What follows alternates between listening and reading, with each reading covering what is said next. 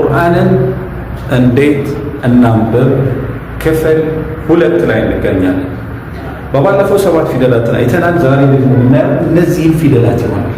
ያ ጀማዓ በአረብኛ ቋንቋ 28 ፊደላቶች ብቻ ነው ያሉት፣ 28 ፊደላት። ስለዚህ እነዚህን 28 ፊደላት መጀመሪያ መለየት ምንድን ናቸው፣ ከዛ ደግሞ እንዴት እናነባቸዋለን፣ እንዴት ድምፅ ስንሰጣቸው ድምፀት ይሰጡናል የሚለው በቀጣይ እያሳያችሁ ይላሉ። ዛሬ 6 ፊደላቶችን እጨምርላችኋለሁ። አብራችሁን ቆዩ። ለቻናላችን አዲስ የሆናችሁ ካላችሁ ላይ ያለውን ፕላስ ምልክት መጫን፣ እንደዚሁም ፈለው ሰብስክራይብ ማድረግ እንዳትረሱ ቻናላችንን። ከዛ ውጪ በአካል መማር የምትፈልጉ ካላችሁ ቤተል ጥቁር አባይ አካባቢ እንገኛለን። የህምዳር ህንፃ 2ኛ ፎቅ ላይ መርከዝ አልባያን እንሰኛለን። እዛ ላይ ቁርአን ምንም ያላወቃችሁ ወይም ደግሞ መቅራት የማትችሉ ካላችሁ ባለን ቋሚ የሆነ ፕሮግራም ላይ መጥታችሁ መመዝገብና መቅራት የምትችሉ መሆኑን ለማሳወቅ እንወዳለን። ቀጥታ ወደ ትምህርቱ። እዚህ ጋር የምታያቸው ፊደላቶች እንግዲህ ተመሳሳይ ቅርጽ አላቸው። አሁን ይሄ ሁለቱ ተመሳሳይ ቅርጽ አላቸው፣ እነዚህ ሁለቱ ተመሳሳይ ቅርጽ አላቸው። ስያሜያቸው ይለያያል። ይህኛው ፊደል ምንም ምልክት ሳይኖረው ሲቀር ዳል ይሰኛል። ዳል ምንም ምልክት የለውም። እንደዚህ ነው ቅርጹ የሚሄደው፣ እንደ ግሬተር ዛን ነው።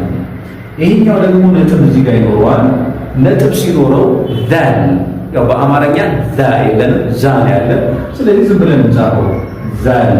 ፕሮናውንስ ታሩቅ ግን ዛል ዛል፣ የምላሳችን ጫፍ ወደ ውጭ ወጠት ማለት አለባት ማለት ነው። እነዚህም ፊደላቶች ተመሳሳይ ቅርጽ ነው ያላቸው።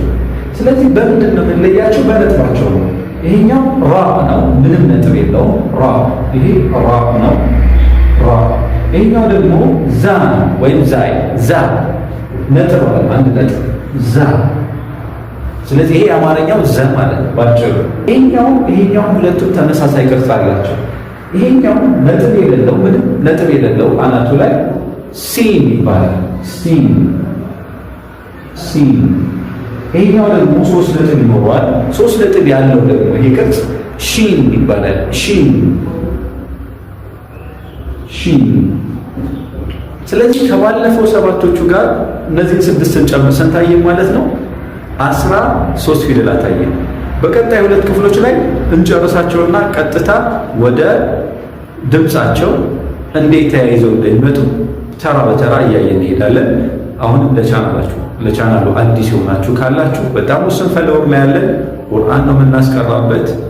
ከፍ ማለት አለበት ፈለወሮቹ። ተከታተሉ ትምህርታችንን። በቅርብ ደግሞ ረመዳን ላይ ልዩ የሆኑ ፕሮግራሞች ይኖሩናል።